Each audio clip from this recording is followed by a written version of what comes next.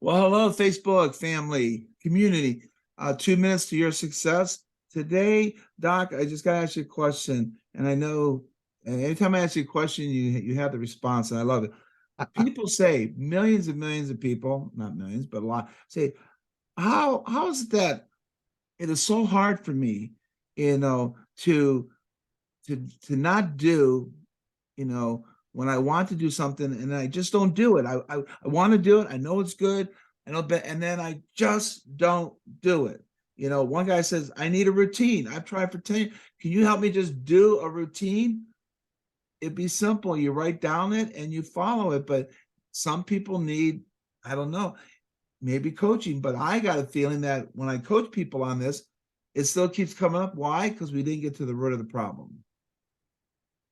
Oh, that's a good question on that. There's probably very broad answers. I mean, it could just be simple, like, I want to start an exercise program. We used to see that in clinical practice a lot. But if it's relating to a business professional, a chiropractor, someone like that, there's probably several reasons. We start these. We have these grandiose ideas. We want to create this big project. We want something wonderful in our life. But there's this fear, deep hidden fear, that the results aren't going to be good enough. And they might be good enough by our standards, or more likely, they won't be good enough by someone else's standards, even if it's from back in childhood. Usually it's mom or dad or a teacher when we were young. Maybe we did something, we were really proud of it, and they said, yeah, that's not good enough. Do it again. You did this wrong. And we have that subconscious hidden fear. Another thing could be consciously, we think we want something, we have a certain goal, we're doing activities toward that goal, but subconsciously, it just doesn't support our true soul purpose. And that's soul, SOUL, not our singular purpose, but what is the universe? Why are we here on this planet? What are we intended to do? And so maybe there's something better for us out there. But we're stuck on this other stuff. So that's a possibility. But as I sit here thinking of that question, I think the biggest thing is perfectionism. We see that so often in professional people, in chiropractors, other healthcare specialties, business executives, business owners. We want everything to be perfect. And if we don't think that it's going to be perfect, we drag our heels about doing that project because we want it to be perfect. I know this firsthand. I'm a recovering perfectionist. So when I coach people, one of the things that I often tell them is progress over perfection.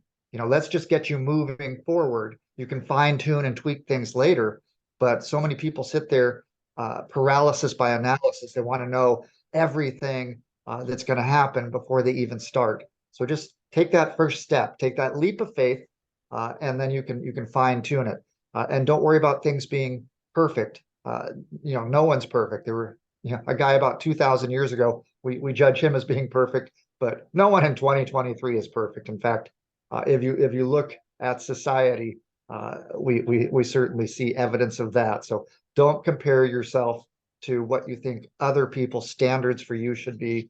Hold yourself to a high level, certainly, but don't overdo it. Don't worry about everything having to be perfect. So it's kind of a long answer, but I think I got that. No, I think you answered it. And you know what? It triggered in my mind. I remember saying something that when I talked sometime about perfectionist and procrastination, I said, anything we're doing is worth doing poorly. And everybody goes, what? I said, did Alexander Graham Bell invent the pocket phone or the cell phone? No, but from what he developed, originally, then people just kept tweaking it. Did the Wright brothers make the stealth bomber? No, but what they came from, and it evolved over time. So that's very good. How do you eat an elephant? One bite at a time.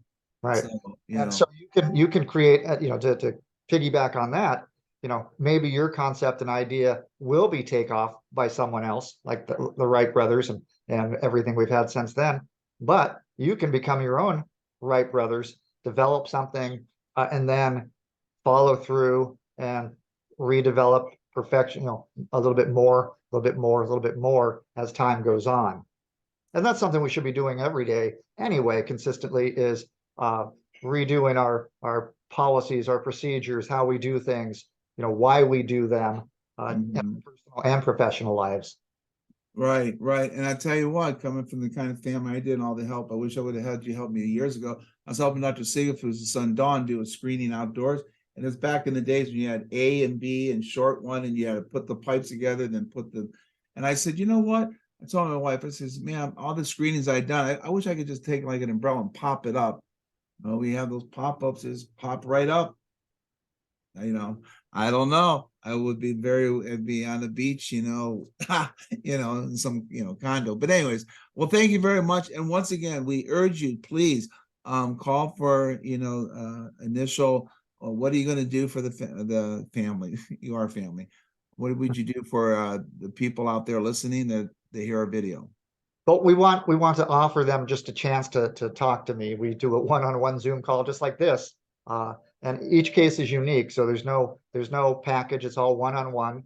But we offer a complimentary session. We call it a strategy and discovery. What's going on? What are your obstacles?